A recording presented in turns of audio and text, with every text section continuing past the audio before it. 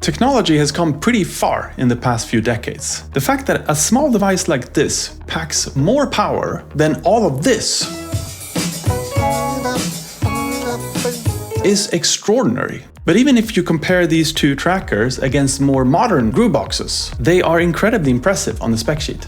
In fact, one of these devices packs about as much power as a Syntakt and a Digitakt 2 combined. But obviously those two Elektron boxes cost almost 3 times as much, so there's no way any one of these can be better than those, right?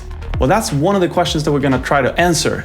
The other thing we're gonna cover in this video is we're gonna compare these two so you can hopefully figure out which one of these is the right choice for you.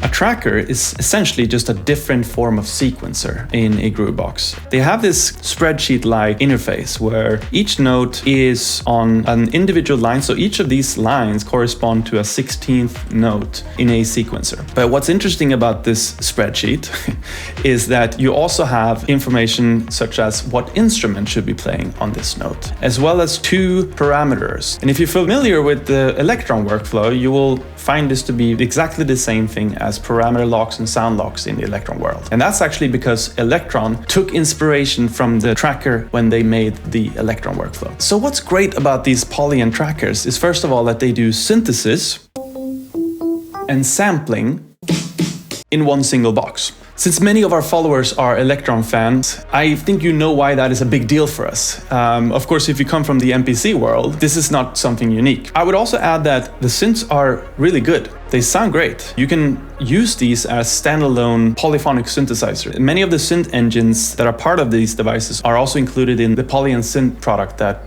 Polyend recently announced. And there's MIDI support, so you can hook them up to MIDI devices or a MIDI controller and you can play them just like a normal synthesizer.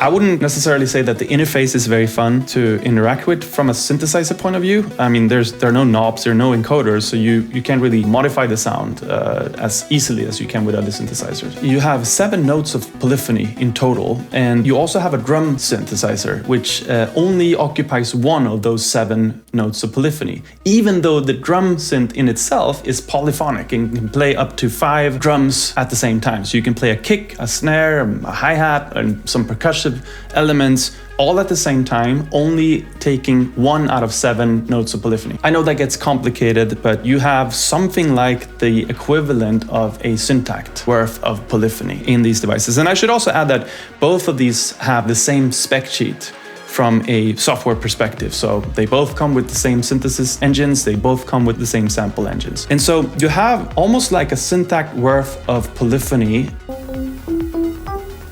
And then you also have 8 tracks of stereo sampling, all baked into one of these. You basically choose which size you want, whether you prioritize portability or more hands-on control, but you get all of that in one of these boxes. So in other words, you can build some seriously complex music with one of these.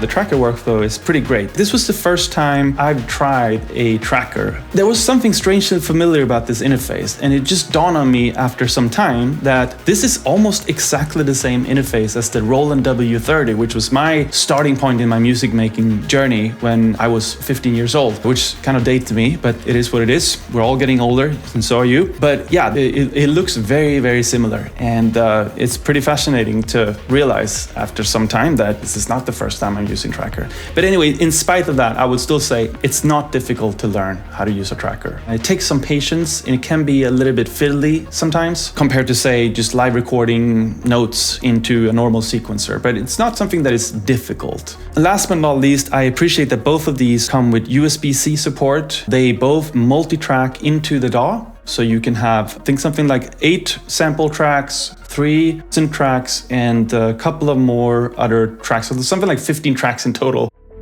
Now let's talk about how they're different from each other. One thing is fairly obvious: the size and the form factor. I would say this Polyend Tracker Plus is a bit more suitable for the studio. Even though it's very portable, there's absolutely nothing that stops you from shoving this into your backpack and bringing it along with you. But clearly the Mini is more explicitly designed for portable use. The Mini comes with a nice hard case with zippers that protects it if you throw it into your backpack. It's very, very convenient. I brought it along with me for a couple of vacations. Good quality case that comes as part of the purchase. What you get from sizing up to this form factor is mainly the pads and the encoder. The encoder can be nice. I would say that the acceleration or whatever it's called is kind of, I don't know, there's something about it that I just don't particularly love. The pads though, they're great. I mean, this is all you need in order to noodle and try some different chords and just play around as you're exploring the music. The Polyend Tracker Mini has this mode that lets you use these 8 buttons to do the same thing. So you can sort of play it in a set scale, or even chromatically you can play on these buttons. So that can also be very useful when you're sort of exploring and you're not sure where to take the song. The Mini comes with a battery, which is super useful. In fact, the battery life of this thing is incredible. I haven't clocked it.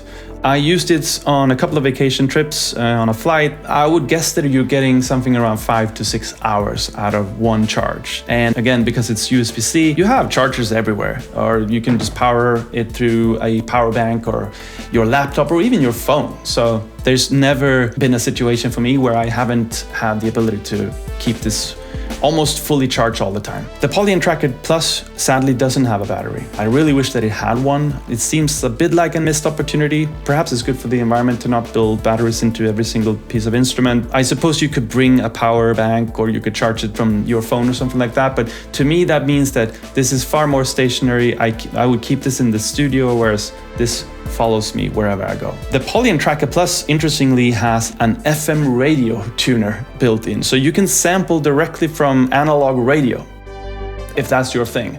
To be perfectly honest, I don't really see the point of that. I think finding something interesting from a radio broadcast and using that in your music must be such a happy accident and such a rare accident that I just don't see that happening. So for me, that's more of a, I don't know why they added it, but the Mini has a built-in mic instead, and I find that to be far more useful. In fact, I used this microphone to sample some sounds on both of the songs that we made.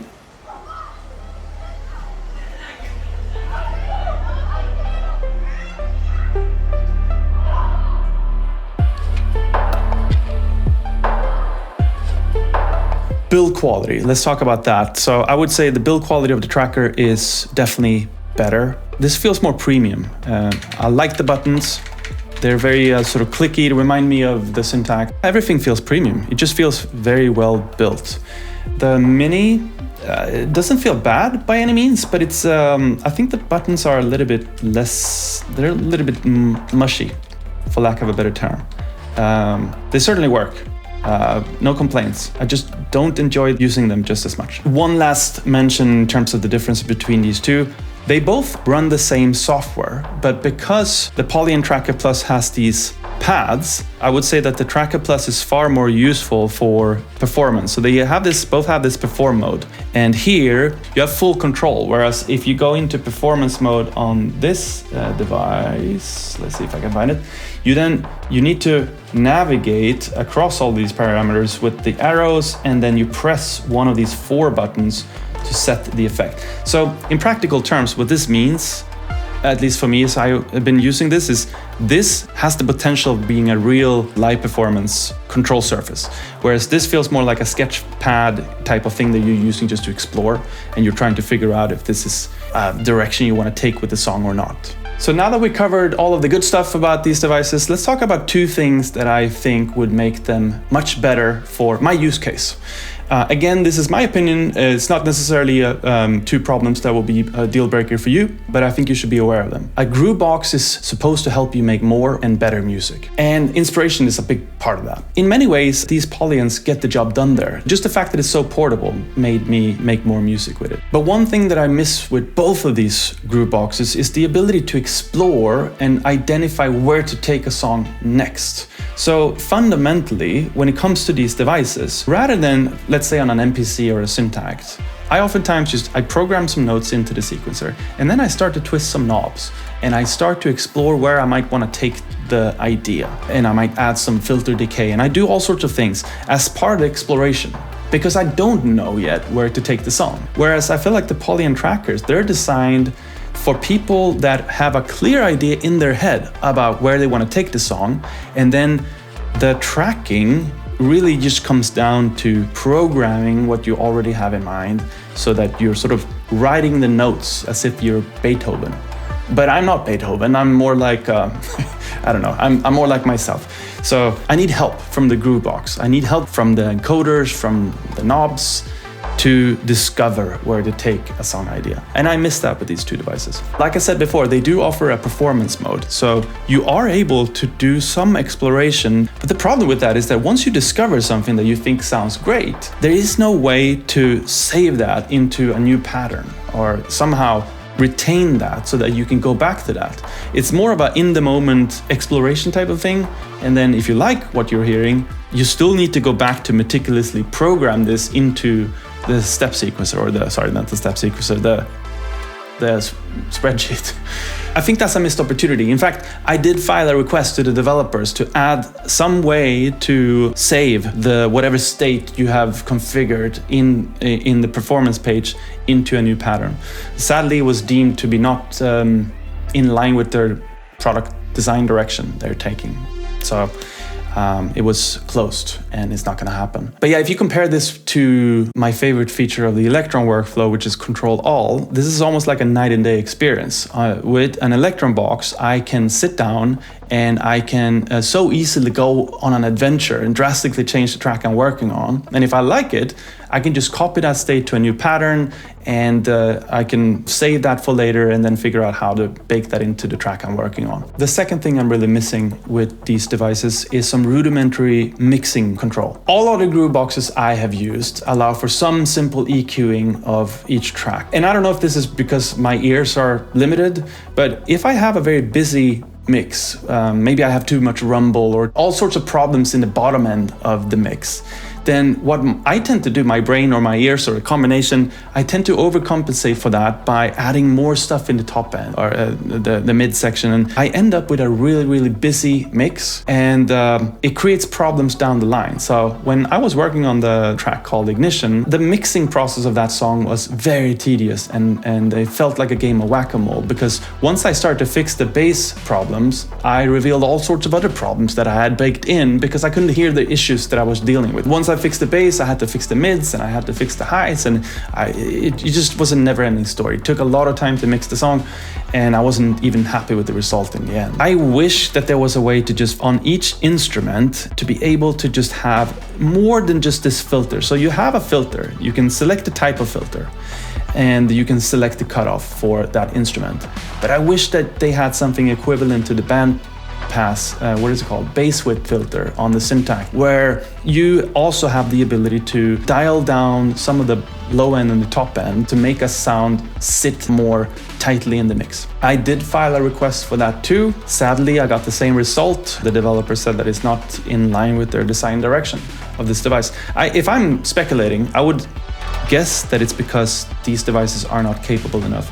I have noticed when I'm playing back a track that it is struggling quite a bit. You see this bar at the very top? It's supposed to tell you when the CPU is overheated. It seems to be happening quite a lot. So I'm not sure if it's technically possible to build in more mixing tools into these devices per track. Maybe that would have this thing catch fire or something.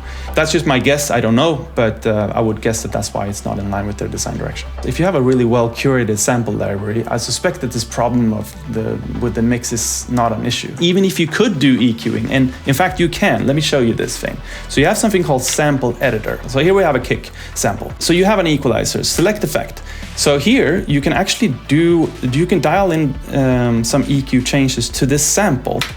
You select the frequency, how much you want to boost or cut, and the Q value of that. And then you have a mid, and you can sort of page through these different settings.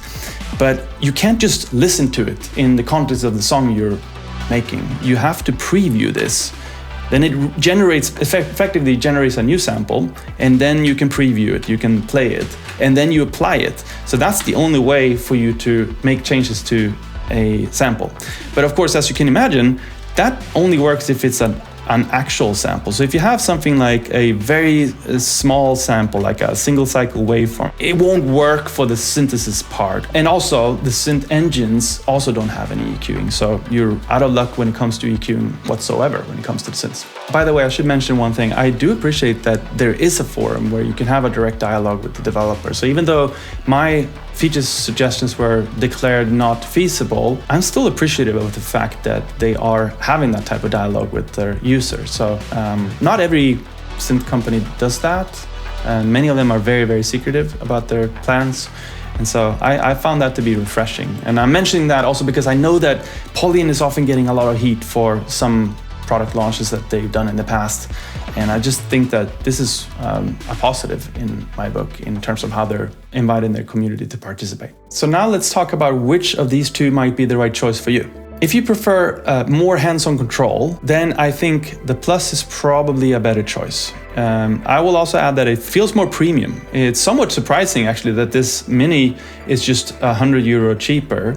But then again, it comes with this carrying case, which the Plus doesn't include. It has a built-in battery, a built-in microphone, so I can sort of understand why the price difference isn't that dramatic. And I really appreciate the battery in the Mini. So I would say that if you're planning to use this tracker more in the studio, you don't need to worry about bringing it with you in a backpack or something like that.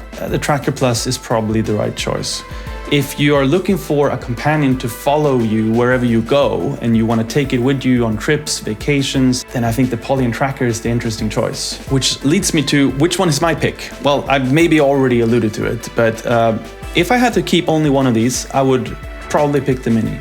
And that's not because I don't enjoy using the Tracker Plus more, it's because this Mini tracker fills a void in my setup that I couldn't otherwise fill with other grooveboxes. So when I'm in the studio, I don't gravitate towards the Tracker Plus. I gravitate towards the Syntakt or the MPC. But when I'm on the go, this is a pretty neat choice. This sounds weird, but this is my official recommendation for most people, and this is my choice. And maybe your choice. So there you have it. I hope this was useful. I hope you learned something new. If you have any questions on these, or if you're looking to find the perfect groovebox for you, we do have a lot of opinions and we respond to every comment. So subscribe if you're interested in more stuff like this. Have a great week and a great year. Yeah.